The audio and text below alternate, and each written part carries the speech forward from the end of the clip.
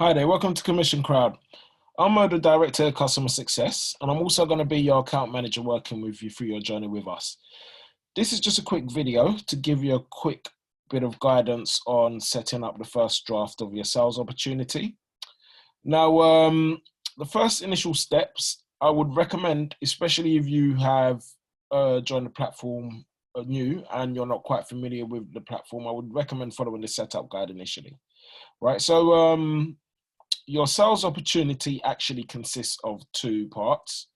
So the first part is your sales opportunity, and the other part is your company profile.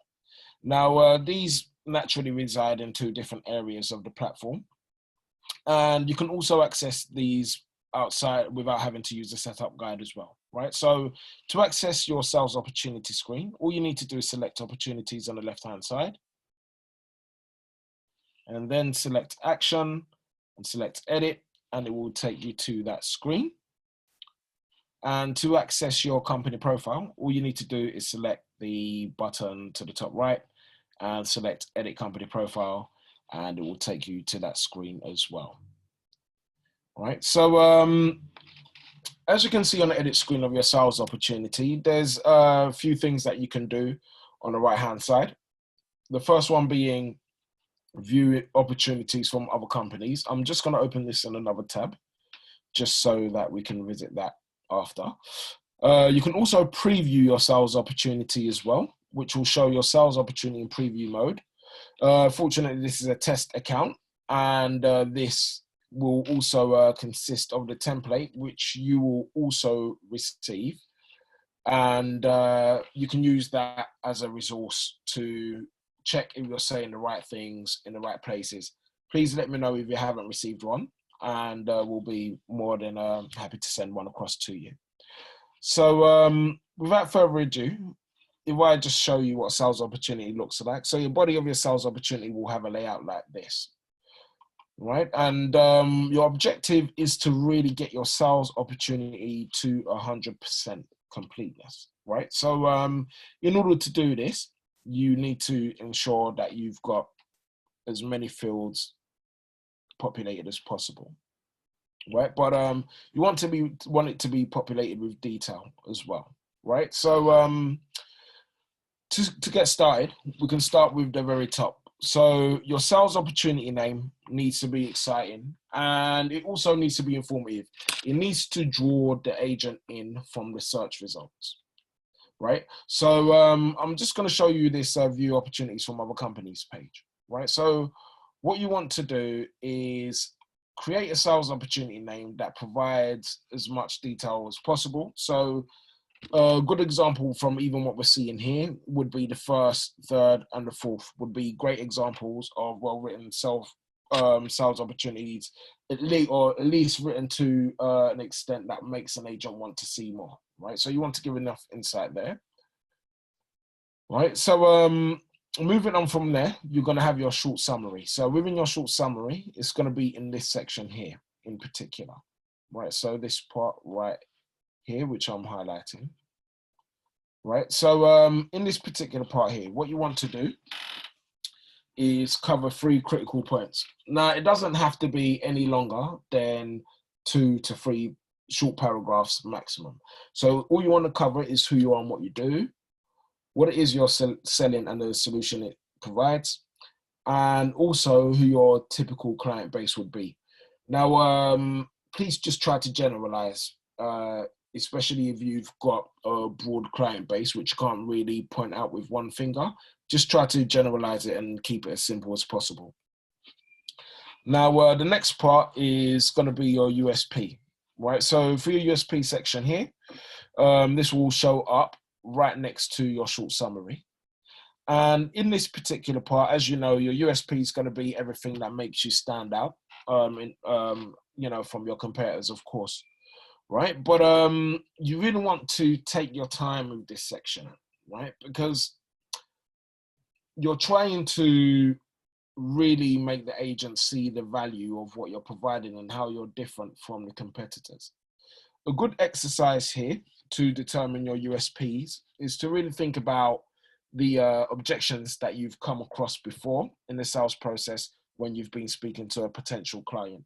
And the reason why I say this is because when a client gives you an objection, right, naturally you're going to give them a response that influences their decision-making process in a way that will encourage them to choose you over any alternative option. So that is a good exercise to list them out and really, have a look around. Obviously, use the tools that are on the platform, like viewing opportunities from other companies and seeing that, if you've got any unique USPs that aren't being mentioned, for example, and if they are, then, you're onto something. But even if they aren't, there's always ways of highlighting how, you provide a better version of the same thing. Right, so the next part is the commission percentage. Now, at this particular point here, this is going to be gone into the basics as well. So let me just show you how it would look like on the sales opportunity before we continue. So you've got the basics here, right? So the commission is right here. Now, regarding the commission, your margin's better than anybody else. So my advice here as a rule of thumb is just to be as generous as you can, right? So for example, every industry has different margins. So generally, it's not, it's good to, know if you're offering a competitive commission percentage, but at the same time, your margins are king, right? So with respect to your margins, you want to be as generous as you can, as I said before, right? You'd rather be working with more agents at a slightly higher commission percentage that you can afford rather than less at a lower one. It's all about getting a smaller piece of a much bigger pie. Now, the commission details, which show up on the sales opportunity just below, here is just really just a high level elaboration of what your commission structure is going to be like. So I've provided an example here already, which pretty much touches on, different things. And you've also got your selling method, right? So your selling method shows up just here as well, right? So your selling method is pretty much, if there's any kind of, you just basically want to select every single selling method that you feel is acceptable or possible to sell your product or service by. Right, so moving on, obviously you've got your general things like the website. Now, the next part is your industry, specifying your industries. Right, so in the part where it says your industry, you want to select your particular, the industries which you consider to be areas of expertise for you. And regarding the target industries, what I would say here is to select every single industry where there may lay a potential client, because you never know who's taking a look at your sales opportunity. So you want to be expansive in this particular section here. All right, so it also shows up in the basics section. Now, moving on, now we've obviously got the products and services. So your products and services show up in a different area just here. Right, so you want to add as many keywords as possible. In this particular section, the more keywords that you add, the more likely you are to be picked up in a keyword search. So the more the better, really. The next area is just really about specifying your territories, right? So if you are a global organization, or you can, if you're a global organization, then you can just tick the global box. If you're working in particular regions around the world, you can specify which regions you are in and provide any further specifics in further territory details. The next part is going to be requirements, right? So all these, the past things, including the territory details, are also in the basics section as well.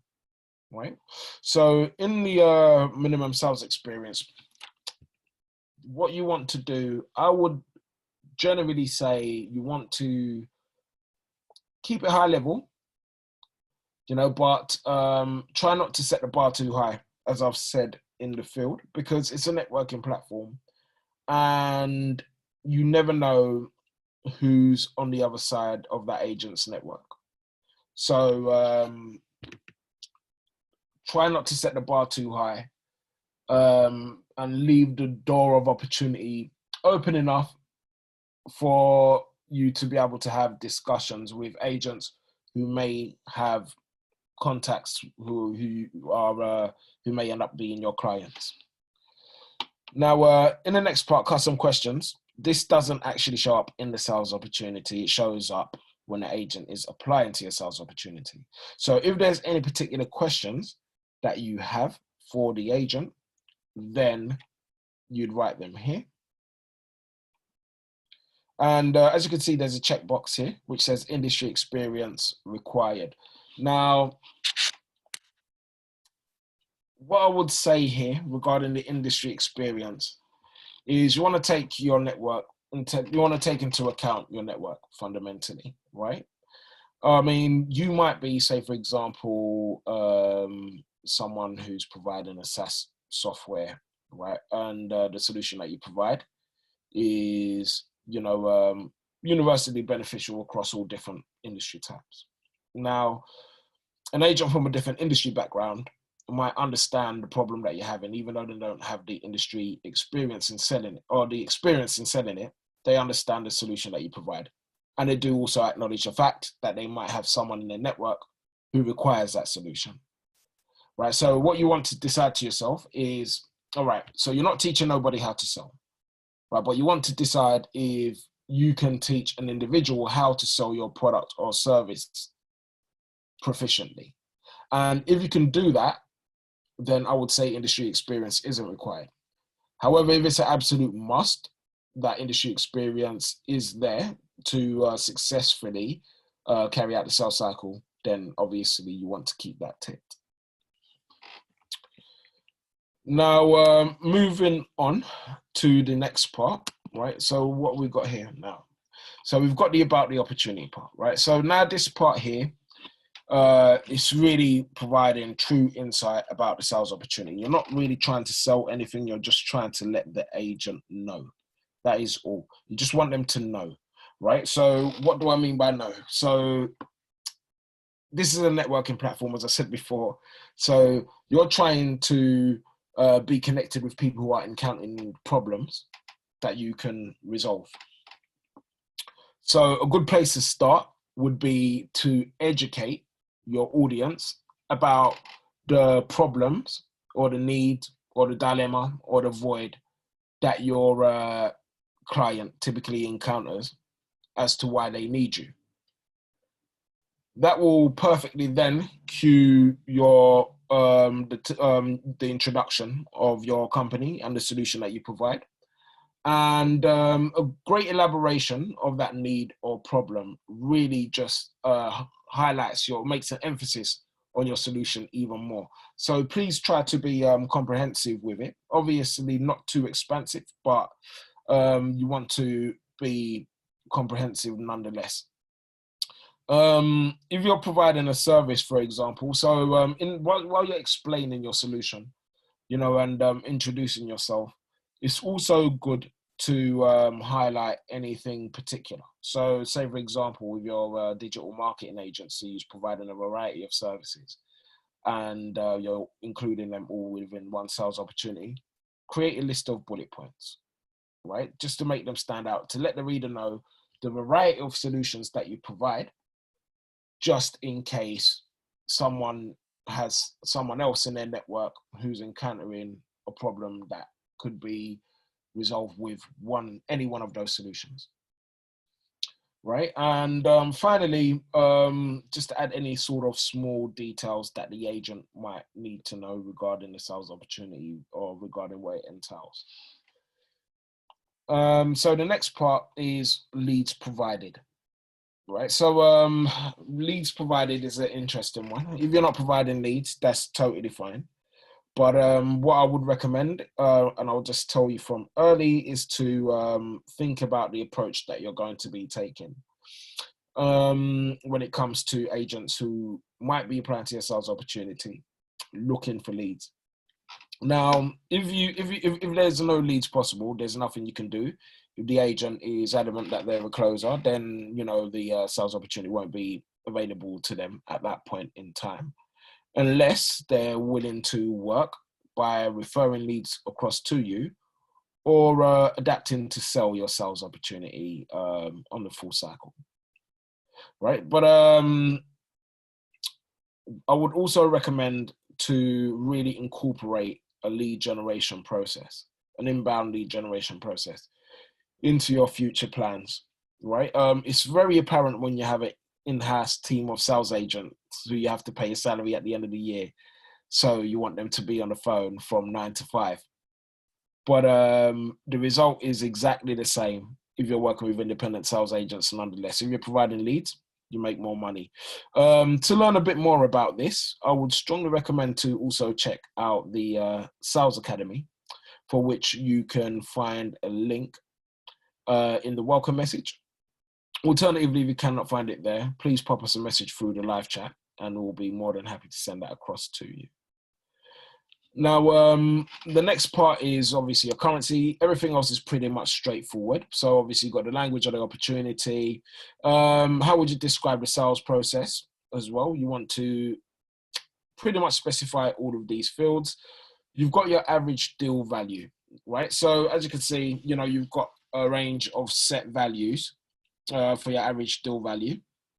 Now, what you want to do in this particular point, is really select the range that falls into the, I would say, the upper peak of your normal curve, right, of sales, if that makes sense, right? So, and the same would also apply to the repeat customer spend, right? So, the upper level of, sort of peak ticket prices, right? So if for example, let's say for average deal value, I know that my price range could be anything between, let's say, I don't know, £5,000 to £50,000.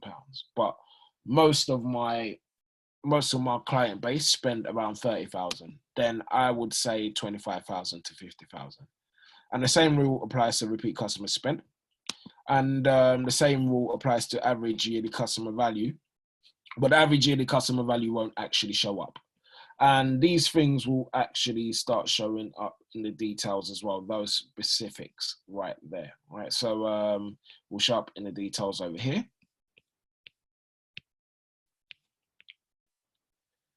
Right, so moving on, obviously you've got your average sales cycle, which you want to specify. So your average sales cycle, from point of initial contact to closing. Payment terms, just a high-level explanation of how you're going to be paying the agent, as well as specifying your customer types. Now, the next part, more about your opportunity, right? Which is why should self-employed sales professionals consider working with this opportunity, right? So that and the about the opportunity that we just covered are the latter parts of the opportunity, which are in more detail, right? So I've already covered about the opportunity just now, right? But we also want to cover why should self-employed sales professionals consider working with this opportunity, which comes next. Whoops, I just stopped saying this. Whoops, sorry. So which comes next? Apologies for that. Now, yes. So in this particular section, this section is really your pitch, right? So as we know, in this world, nobody likes to, nobody will choose the second best version of everything, if anything, if the first or the best version is available, right? So the same rule applies to the sales opportunities that you're offering. So you really want to, make the agent see how your sales opportunity really is mutually beneficial. And the first point to start off with is, obviously about being pitching yourself about how great your product or your service or you in general are. Right now, as I said in this particular section here, right, the best way to pitch yourself is to really speak about yourself in the highest of regards, right? While justifying it with your USPs. This makes your ability to deliver so much more believable, right? And from that point, what you want to do is then talk about the potential earnings. At the end of the day, that's what we're all here for. We're all here to make money. So there's no harm in explaining the benefits of, partaking in your sales opportunity and how they'll be, rewarded for their benefits as well. I mean, for their efforts. And finally, you want to cover your core values as an organization. Things like honesty, integrity, having a heavy focus on customer service and all of these things, right, that embody a great client experience, especially if you have a scope for repeat business, right? Because if you are in a position where you can offer residual commissions, that is also a fantastic thing, which you can reiterate through in the section where you're talking about your core values, because a happy client is a repeat client. And a repeat client typically offers residual commissions as well, right? We can discuss these particular topics further during our success strategy meeting. Now, what kind of self-employed sales professional do you feel is best suited to your opportunity? Now, this particular section here is really just, in your own words, just explaining the agents who naturally would be the best fit for the sales opportunity, of course, but also explaining agents who could be a great fit for a partnership as well, right? So it could be that say, for example, in a lead gen aspect, or it could be, in other aspects as well. Right, but the next part is the training and support, right? So here you just want to give as much detail as you can about how you're going to be supporting the agent and getting them up to speed with the training. So just explaining it to them, if you're going to be providing any kind of documentations, if you're going to be providing any kind of training videos or anything like that. The next parts now are all the visual stuff. Right, so as you can see at the top of the sales opportunity, you can see that there was a banner image. There was also some gallery images, as well as a company video as well. Right, so you'd add all of those respective things in these sections here. Right, so you can replace your logo image here, but you would add your logo image realistically in your company profile to ensure that it's successfully uploaded. And uploading your header image, you do here. As you can see, your products and services, you do there. And for your company video, all you need to do is copy and paste a link from either YouTube, Vimeo, or Wistia, and it will be successfully embedded into your sales opportunity. And then once you've done that, you want to move on to your company profile. Add all your details, and you don't need to worry, none of your personal details show up on your sales opportunity. And then you want to add your logo image here, right? So this is a primary place where you want to be adding your logo image. Now for your short summary part and the about your company, all you need to do is copy and paste your about us page from your website. So the material that would be there, that it generalizes your business's activities, that's all you need to add. If you don't have that, then all you really need to do is a high level generalization of your business's activities in 2 parts. And it's really important that you fill out these fields, because this page also contributes to the overall completeness of your sales opportunity. You can also add accreditation badges as well. So this would also be something else that would show up as well, right? So as you can see in the template here, it would show up like this, right? So moving on, right? So if you've been featured in any major publications, or if you've won any particular awards, or so on and so forth, that's where you would add it, right? And finally, any other kind of social media links as well. So what I would recommend is Please just take your time with it. There's no wrong way of speaking about yourself. Just try to provide as much detail as possible. And we'll go through it in the success strategy meeting when you're done. You can find the link to my diary in the welcome message. So as soon as you've done your first draft, just let us know through the live chat and book yourself in for a meeting. Thank you for taking the time to watch this video. And I hope that you find this greatly beneficial. Have a great day.